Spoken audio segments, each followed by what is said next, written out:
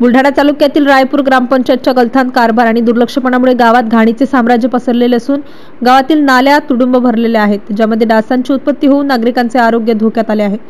अशातच गावातील 48 वर्षीय गजानन करडेल या व्यक्तीला डेंग्यूचे निदान झाल्यानंतर प्रथम बुलढाणा व नंतर छत्रपती संभाजीनगर येथील घाटी रुग्णालयात त्यांना दाखल करण्यात आलं।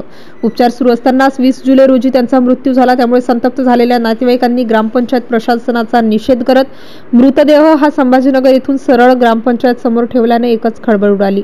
तात्काळ ग्रामपंचायतने गावात स्वच्छता अभियान राबवून नागरिकांचे धोक्यात आलेले आरोग्य वाचवावे अशी मागणी लावून धरली।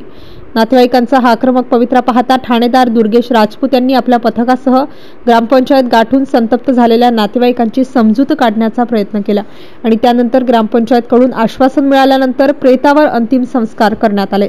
MCN न्यूज मराठीकरिता रवींद्र शिरस्कार, बुलढाणा।